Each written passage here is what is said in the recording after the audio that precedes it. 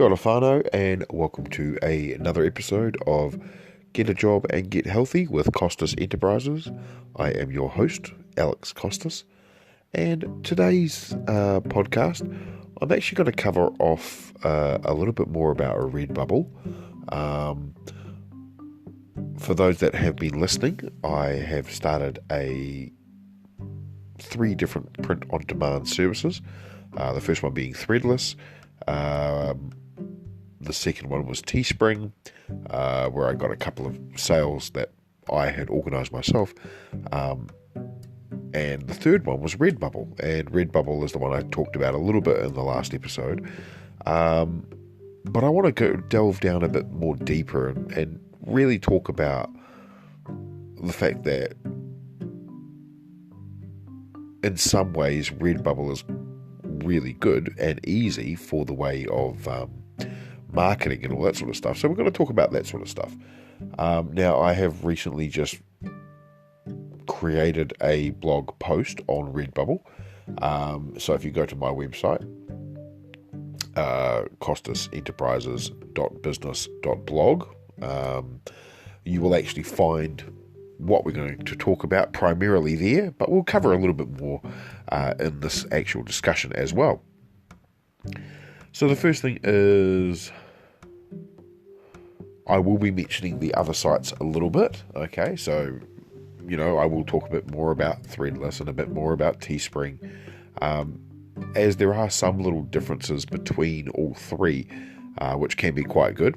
So it's not going to be like the last podcast episode where I talk about all three and why this is good and why this is bad.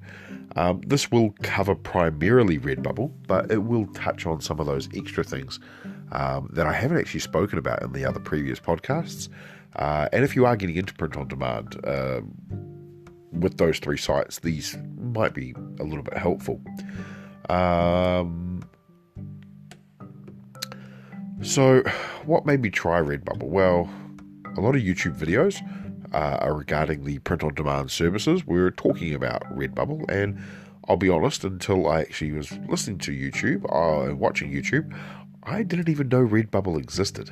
I'd heard about Teespring, and I'd heard originally from Threadless. Now, I once bought a t-shirt from Threadless, and we're talking years ago, at least 6 years ago, 5 years ago at least.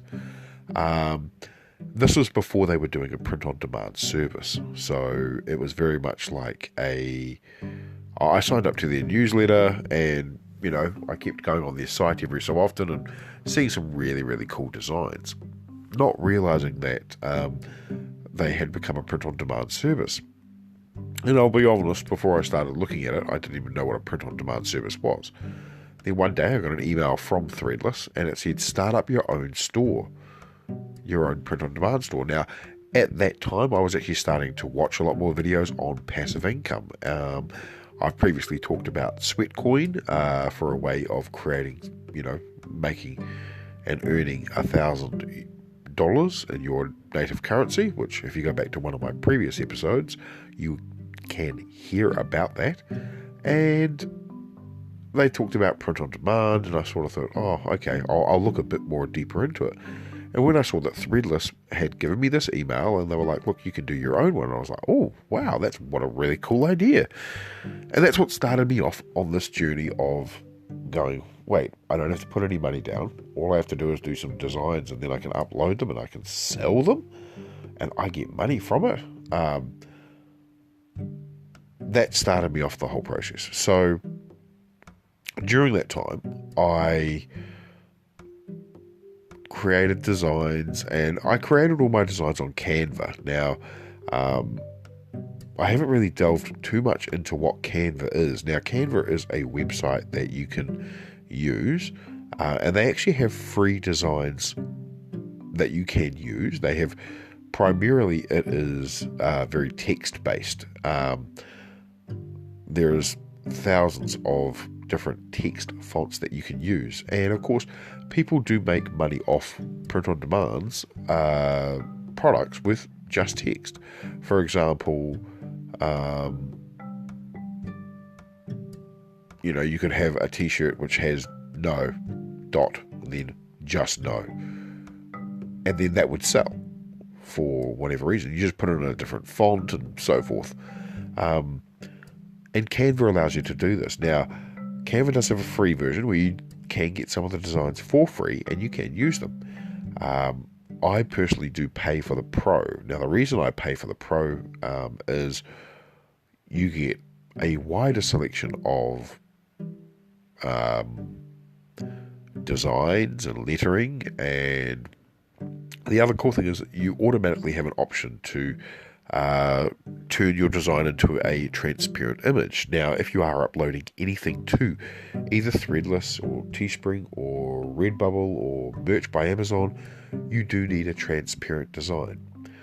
Once you've created this transparent design, you download it. That is Canva basically giving you their permission to use the design you've created in any print on demand. So you're effectively getting a license for that image or those words that you use based on you creating it. So a very, very cool thing to use. And I do use Canva. Now, I don't use it as much as I should be, considering how much I pay. I pay about $20 a month. But I do use it from time to time, just to upload new designs when I get a bit of inspiration. And for someone like me who doesn't do a lot of, I've never been a real artist, it's nice to have utilities there that I can use and play around with, and then hey, I can create my own design from that. So strongly suggest people to look into Canva if you are wanting to start up a print-on-demand service. There are other ones as well that are available. People use Placeit, and you can also do a print-on-demand service with Placeit as well, as a design part as well. And I will cover Placeit in another podcast as well. So I started creating these designs and uploading them to Threadless, and then I watched more and more YouTube videos and people were talking about Teespring, and so I started doing a Teespring, and then I came across Redbubble. And as I've talked about previously with my other podcast, the biggest part and difference between those three services is the advertising. So each one has its own way of advertising your merchandise. Now, Threadless, I'll be honest, it does use a little bit of a tagging system, which is very similar to Redbubble. I will get more into the tags in a minute, but primarily, Threadless doesn't really do any advertising for you. You are required to do everything yourself. They don't have a pool. They're not going to really, unless someone types in your keyword, they're not actually going to actively go out and go, hey, check out this artist and so forth.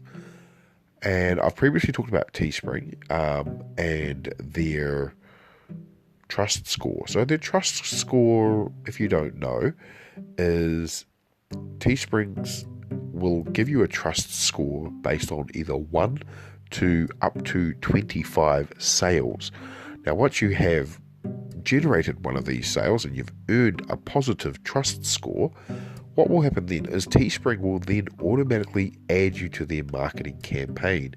Meaning, if people are scrolling through Facebook and they've searched based on your keyword, there is a keyword optimization when you do upload a design.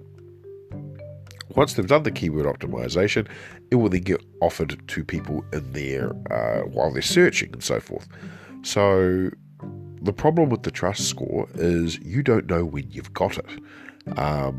Now, I've made three sales, and I'll be honest, those were sales that, I got my friends, my family, and myself to do, but through different email accounts from my current Teespring account. And those 3 sales I can now see have generated me a trust score. And the reason I can find out is because I'm now starting to get traffic to my site on Teespring. Now, I have previously held a couple of Facebook ads, and those Facebook ads were around my Teespring site. And it has generated traffic to that particular site. has not generated any organic sales as yet. Okay, and I will get on to the Facebook ads probably in the next episode. I'll probably write a blog post about merchandise and advertising and stuff as well within the next sort of couple of weeks.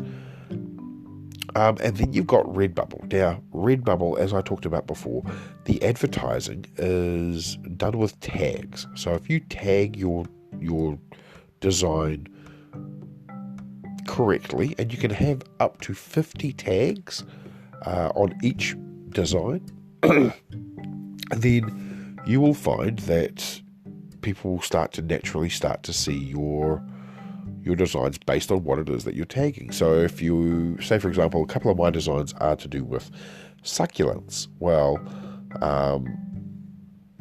if people start searching for succulents or cactus or anything like that I put a tag on, or plants or nature, then those designs will start to pop up. Now, that does not mean that they're going to be at the top of the page. It doesn't mean that they're going to be on page one. Like, it's very unlikely it's going to be on page one unless you start selling some designs of that particular design. But the difference between Teespring and Threadless and Redbubble when it comes to things like tags and advertising is, after 15 minutes, your design is viewable based on your tags. So it means you can effectively start earning more money, generating more sales quicker than you can with Teespring. With Teespring, until you get your trust score, you have to start promoting your site yourself. You have to start advertising yourself and get up to 25 organic sales yourself before they will add you to their marketing campaign. Whereas Redbubble is completely different. Redbubble is just dependent on the tags that you use. Now, when it comes to tags, I am not talking about spam tags, okay? So spam tags are things like, say for example, you are uploading designs and you want them to be on t-shirts or masks. You do not put a tag saying t-shirt, mask, masks, t-shirts, and so forth. Any products in there that have nothing to do with your actual design can be removed by Redbubble, because they basically they don't want you to be over spamming their clients, and their clients are the people that you are trying to sell to, which makes perfect sense when you think of it logically.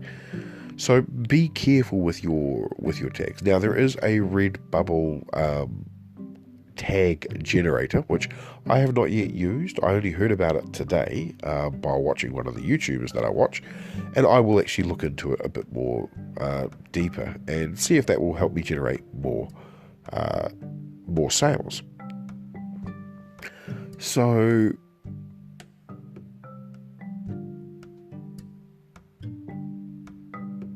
I've already talked about like why tags are good, because if you tag your design, you're going to start getting people.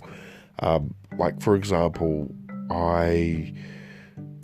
when I first jumped onto Redbubble, I actually looked up at Dragon Ball Z, and I saw there was a lot of designs to do with Dragon Ball Z. Now, of course, you have to be very careful with that sort of things, because there is copyright laws and all that sort of stuff, which you do have to be mindful of. Now, a lot of people will breach this and they will take these designs down. So do be mindful of that. But I noticed that as soon as I started putting Dragon Ball Z and some designs came up and I clicked on one or two designs, while I was going through Facebook, I started seeing Redbubble ads. And the first things I saw were Dragon Ball Z designs. So it will, if you click onto one of the images, or alternatively you search, you will start to get those tags popping up, and those tags will start to generate more and more popular designs for you to find. So it's kind of like when you're searching, and say for example you tag you tag people in Facebook, you're effectively letting the other person and their friends see that photo. It's the same principle with this. If you type in a tag and you tag that particular item, one person clicks on that, they will see things surrounding that may be relevant to the tag that you've created. But the coolest thing about tags is that quickness that you get. So the 15 minutes after publishing your design will be in the tagged area. So they're effectively showing that you can go towards that. So the other thing that's really, really good about Redbubble is how many products they actually have on offer.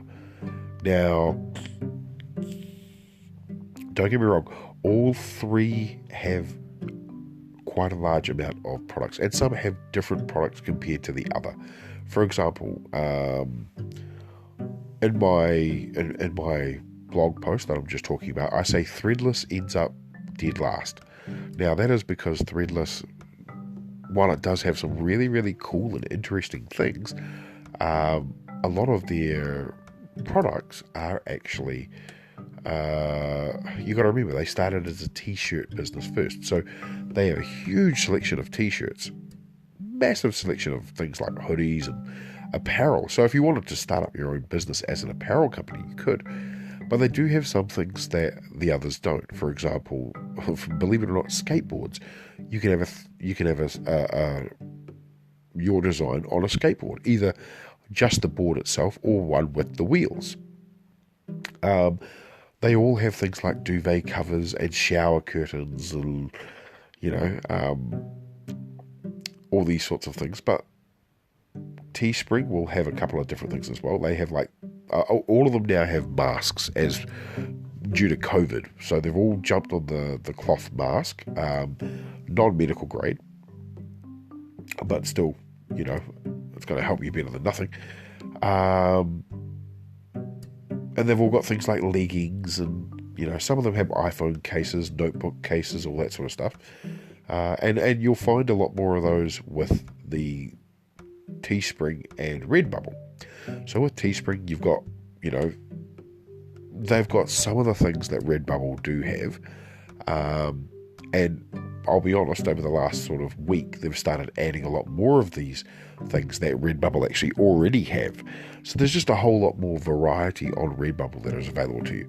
Now, because Teespring are introducing some of these things, like for example, Teespring are introducing the ability to have duffel bags and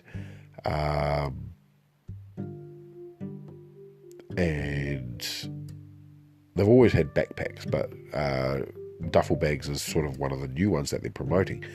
However, because it hasn't yet been added to the gallery, they want to test it out. You will actually get charged $10 to sort of unlock that design, and even then, there's no guarantee that your design will be. You may have to create new dimensions for your design, and then upload those so that you can fit the actual product. By default, most of my designs are 5,000 pixels by 5,000 pixels. The reason for that is that's sort of the standard that Threadless and Teespring do use. Now, the other big one that we don't really talk about is merch by Amazon or merchandise by Amazon. Now, they have a different upload requirement. I think it's 4,500 by 5,200 or something like that. I'm not exactly sure. I don't actually currently have anything with merch by Amazon. I may or may not look into that in the future. But at this stage, I'm sort of looking at Redbubble and Teespring and Threadless and the smaller sites, all of which are still free, of course. Now, they've all got clocks, they've all got mugs and hoodies and all sorts of things. But one of the cool things that Redbubble has is they've actually got things like clocks. They've got acrylic coasters. They've got laptop stickers, laptop sleeves. The amount of stuff that Redbubble has over the other two is quite considerable, and reasonably easy to set up.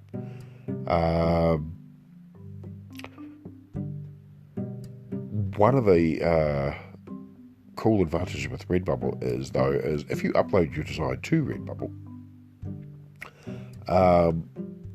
you will get a preview of all of the products very quickly.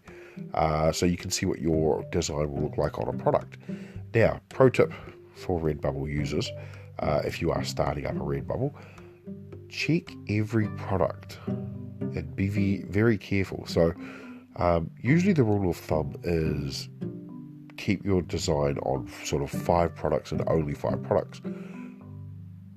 With Redbubble, it's a little bit different. You kind of want all designs to be there because the natural show of the actual shop that you have will not list every single thing with the one design straight away at the top, like Teespring does. That's the one problem with Teespring is if you sort of upload sort of 5 or 6 different things, all of the things that you, the storefront that you have will show your latest design and it will show every product you've added, unless you specifically go in and change each and every single product to be favorited. Otherwise it's going to take forever to get done. So that's a bit of a bummer. But with Redbubble, you're kind of encouraged to keep all of those products.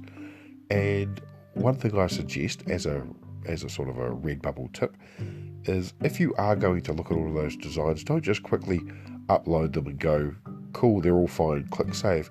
Go into each single product and make sure that the sizing is correct. I'll talk about sizing a little bit later because that is one of the cons of Redbubble when you are looking at the shaping and stuff. But not every product has your design perfect, whereas Teespring does manage to do that a lot better for 99% of the products, as opposed to Redbubble.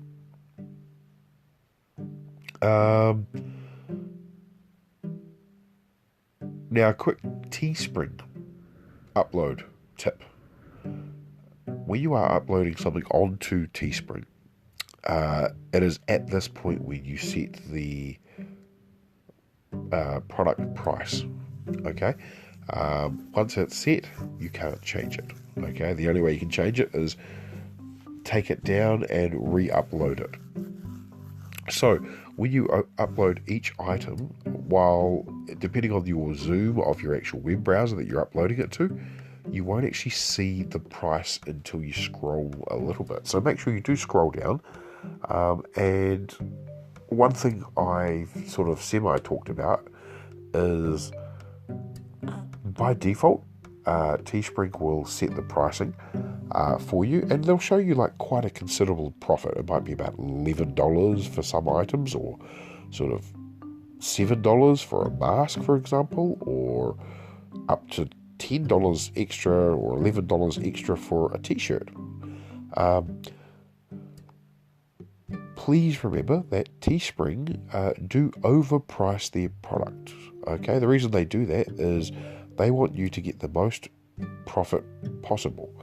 However, if you were trying to get your trust score up, which, as I said, you need to get up to 25 organic sales first, then what you'll find is if you just leave the pricing for what it is, you'll be pricing your products too high, meaning no one's actually going to want to buy your t-shirt if it's a $40 t-shirt and the design isn't fantastic. Now, if your designs are fantastic, then by all means, keep the price semi-high. But what I would suggest is, in the first instance, be okay with having some of those prices at a lower price point till you make those sales. Once you get that 25 sales, then go, okay, cool. Or once you can see from the analytics page that you're getting daily views or weekly views and you haven't used any advertising, then you can actually justify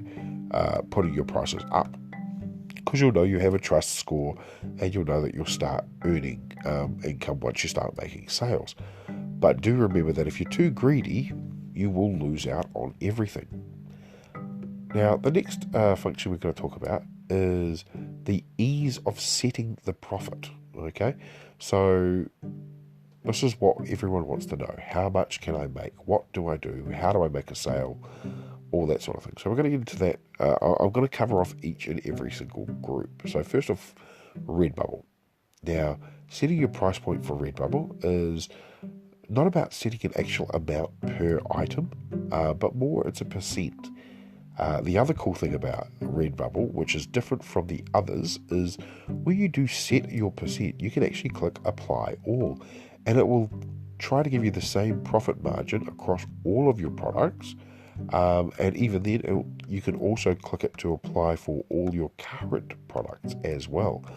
So your current products will end up being, as opposed to any new product that only gives you the profit margin, it means that your old items that you've already set will now be changed to that particular profit margin.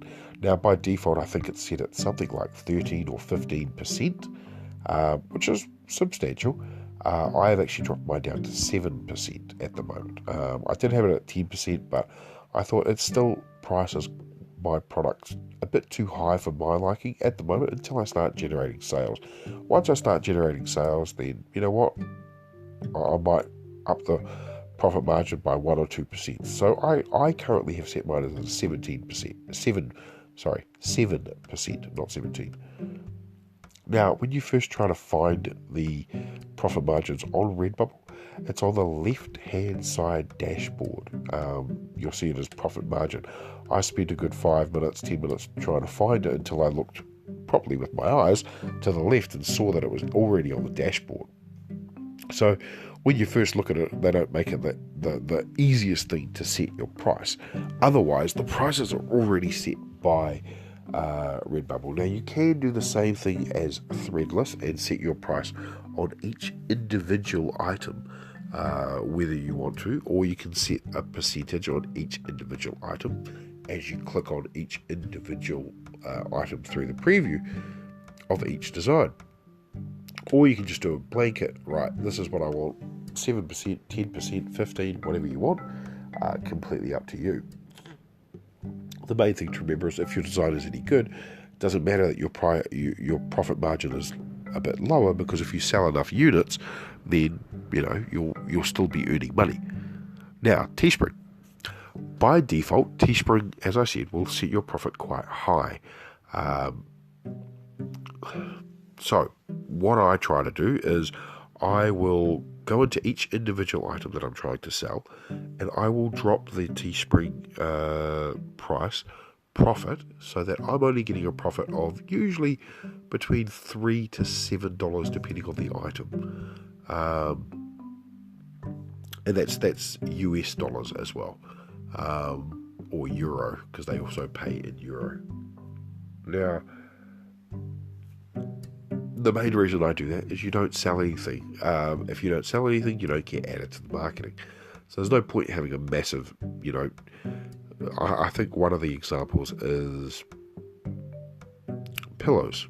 A simple throw pillow.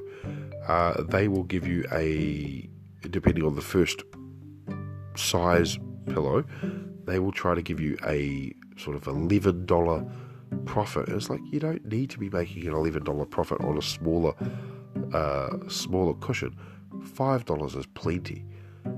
If you pick the fanny pack that they've got, or the bum bag, as we call them over here in New Zealand, your bum bag there's a profit of something crazy, like close to $20 profit, and I'm like, that's way too high to be charging $50 for a beanbag, when you're making, it says you'll make $20 if you make one of those sales, but who's going to pay that much for a beanbag? That's not like a Supreme or a Champion or any of those sorts of high market ones until you're done. So yeah, I'm one of these people that I'll put the profit down a little bit and make things sell that way. Now, Threadless. Threadless is interesting. It says that you can change the item payment, but I haven't actually noticed how to. what you do change is you can tick to let them set their pricing. Now, if they set their pricing, if they have any sales or they have anything like that, any profit that you're supposed to make will come out of your sale. So by default, you're only due to get $1 to $2 sale out of any item that Threadless sells on your behalf, which is a bit of a bummer because you'd think that they would try to, put the price up a bit, or at least let you set a profit margin. That's why, for me, Redbubble, I think, is the best in this place. I can set a simple profit margin, set it, walk away, which is the whole point of this passive income print on demand, isn't it? It's not to be adjusting it every time, it's to set it, walk away. Now, how do you get paid? Well, PayPal. Okay, PayPal is your friend. There are some other sites. Some sites do offer other methods of being paid, but primarily they will pay you through PayPal. Now, Redbubble is a little bit different. You actually have to meet the minimum requirement of $20 in order to be paid any profit. You will still be paid that $20, but they won't initiate a payment until you've made the $20. Now, PayPal tip. Make sure that your PayPal is set up in the correct name. The issue I am having at the moment is my PayPal name is not set up as the same as what my bank account name is. Now, granted, when I set up my PayPal as my name, Alex Costas, not as my birth name, which is Alexander Costas. And you would think, okay, it's still Alex, it's Alexander, it's not that hard. Well, PayPal do not make it easy, let's put it that way. PayPal, I am currently reviewing my current documents to prove that I am legally Alexander and not Alex, given that I set up my original account as Alex. Now, you could say, why didn't you just create a new PayPal account under your new name, under your full name? And yes, I probably should have done that. So I would suggest that if you are trying to link a bank account, make sure that your bank account is actually set up correctly with the same details that you can do with PayPal, so that you can actually take out your money that you earn through your passive income. Now, the other thing, it's free to set up. Now, all three of these print-on-demand services are free for you to use, okay? They're free for you to create, they're free for you to set up, and I'll be honest, they don't take that long to set up. You don't need to have a huge amount of designs uploaded first when you start doing it. You can start doing it by uploading one design a day. I actually held on to creating my original threadless one for about a week and a half, thinking, I need to create designs first. And then I was literally listening to Tony Robbins, and he was saying, just do it. And then I started watching Gary Vaynerchuk on YouTube, and he was saying as well, like, create content, just do it. And I thought, you know what? I need to start doing it. I'm not going to leave it any longer, because otherwise I'd created this artist shop in Threadless, and I did nothing about it. It was just sitting there for about a week and a half. And then I thought, you know what? I'll do it. And I'm so glad I did, because that's what started me on this whole process. Right. So those are some of the major pros with print on demand, as well as Redbubble in its first instance. So let's talk about the cons. Now, I'm going to be honest, there's not as many cons as there are pros. So Redbubble is actually really, really good, but it does have some cons. The first one, and for me this is the biggest one with Redbubble, and it's the issue that Redbubble has when you upload a design. You basically don't have as much freedom as you do with Teespring.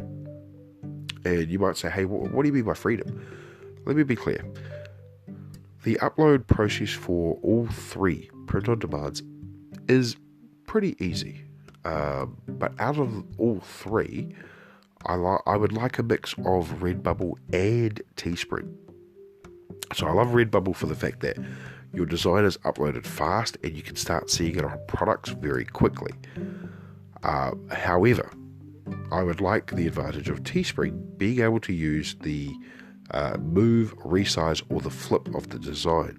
Now, Redbubble uses a sliding scale for its zoom, which is still easy to use, but it can be a bit finicky, especially when you're trying to make sure that you don't cut out your whole design. So, as I said at the start with my first Redbubble pro tip, you will find that when you've uploaded a design, sometimes Redbubble automatically will zoom in on the image, even though it can't recognize the image, and it will try to sort of overlay it over something. And sometimes it will look good, sometimes it won't look so good, and you'll actually be missing half of your design. So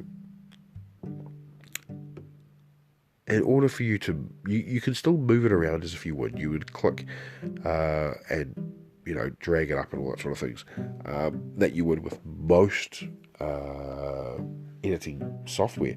But unfortunately, unlike, say for example, Microsoft Word, when you click on an image and you get all the squares on the side, Teespring has a version of that. Now, Teespring's version is not fantastic. It still can be a bit finicky, but for the most part, it's a lot easier to use that than it is to use the sliding scale, because the sliding scale is not a simple type in your percentage of what size you want the image to be. It is literally a sliding scale, and if you move too far, it adjusts too quickly. It's very finicky. So, yeah, if they both used something similar to what Microsoft does when you try to adjust a picture, it would be fantastic. It would make the sites so much better. And I know it's not a huge con, but it is nice to have the mask so it's easier to use things. Now, the other issue with upload process with Redbubble is a pop-up window will appear when you try to edit the actual image. Now, you'd think, okay, pop-up window, that's not so bad, but this is a pop-up within the site, not as a separate pop-up window. And that you still might think, oh, that's okay, but the problem is, when you do click that pop-up window, sometimes if you're clicking a design that is sort of lower, you can't actually see the preview while you're trying to adjust the sliding scale, because the pop-up itself is very elongated and quite long. So lengthwise, so that when you try to actually view what your image will look, you actually have to scroll up and hope that you have actually moved the slider across enough that it's actually going to size your design properly on the product.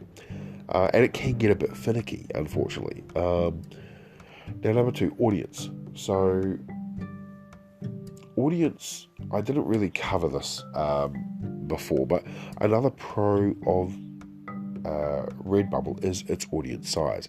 With over sort of 40 million views a week, that's pretty huge.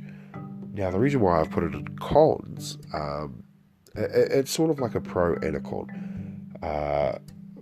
Because one, yay, the audience size, you've got a lot of people there to look at your design. And the con is you've got a lot of people there to look at your design, meaning you've got a lot more competition, because a lot of other people are using Redbubble to try and do the same thing that you're doing, which is uploading designs and selling designs. So it's also very, very big on copyright and trademark infringements. So they're not as hard out as they are as merch by Amazon, but they still are pretty big. So make sure that you do have the right to use the image that you're trying to upload. If you do upload that Dragon Ball Z image, be prepared for it to be taken down, but also be prepared to, you don't just Google the image of the Dragon Ball Z Goku that you want and upload it. Like, you actually have to have the right to use that design, because you could get fined, or worse, you could go to jail for it, or they take away your design and close your shop. Now, there are some websites that can help you now that they give you permission to use their design on any design you create for them. So, as I talked about before, Canva is one of these sites, same as Placeit. So, yeah, in conclusion, I still recommend uploading to all three sites, okay? Better to have more across all different pies than not. Okay, scratch that. I wouldn't actually advise people to upload to Threadless, okay? While the upload process itself is okay, just the simple fact that their audience is so small and it's really, really hard to generate sales for a place where they're having their own sales all the time, so you actually get no profit anyway. Out of the two, I do think Redbubble is slightly creeping up a bit bigger, and my only reasoning for this is that the tags function is actually really, really amazing, especially if you do it right. Now, you're probably going, wait, didn't you say something about an organic sale? Didn't you say you sold something? Well, yeah, thanks for remembering. Out of all three sites, Redbubble, believe it or not, is the only one where I've actually done no advertising for. So I haven't done any Facebook advertising for Redbubble. I've only done it for Teespring. I've only done it for Threadless. Those were the two sites that I did. Those are the ones that I put on my Instagram and all that sort of things. The only sales from, the only advertising I've done through Redbubble is telling people about it on my blog and my podcast and putting a link in my Instagram. Even then, it's not my main link. My main link is my website. So I've done no actual advertising itself for Redbubble, which is more proof that how good the tags are, because I've actually made 2 sales on Redbubble. Now, yes, one is a t-shirt, and that was going to someone in Auckland, New Zealand, which made me quite proud. And then the other design was it's the same design, believe it or not, but it's going to Canada, and it's only a sticker. Now, that may only be 45 cents or 50 cents or whatever the profit is. It's very low, and I don't really care. I think it's really cool that I've got something sold. Now, going into print on demand with Redbubble, I knew that the huge audience was America. That's where most of their audience are. So I thought I'd try to play to that. That's why my designs are more focused, not towards American, like I'm not going, vote Biden or vote Trump or anything like that, but I am trying to sort of market it more to them. And so because of that, I created a design which is semi-Kiwi, but also could be used with any other country. And what it is, it's a picture of our lovely Jacinda Ardern, our beautiful, stunning Prime Minister, who's doing amazing things for us here. And it's basically got some writing at the top, and it says, "Can we borrow Jacinda?" And it's in very sort of, lovely colouring sort of things. And so the "Can we borrow Jacinda" is my design that I've done, and Auntie Cindy, or Auntie Cinda, has been really fantastic. And believe it or not, that design is the one that's given me 2 designs. And yeah, I was quite surprised that was the one that sold. And I also have another one, which is Jacinda for President, in the red, white and blue, because I figure that for all of those living in America, you probably do need, a bit better leadership. And, someone like Jacinda might be really great for you, just saying. And if you wanted to see the design, please go along to my website. You will, if you look at the blog post that I'm talking about, which is the latest one, I'll let you know. It's called Passive Income Redbubble Review. Wait, I got a sale, and then 3 question marks. So that is the blog post. If you go down to the very bottom, you'll see the photos. One is of my shop, and one is of the Auntie Cindy design.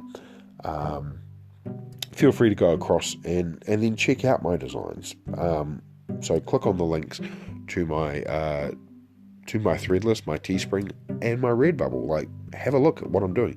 Have a look at the storefronts of what's been created.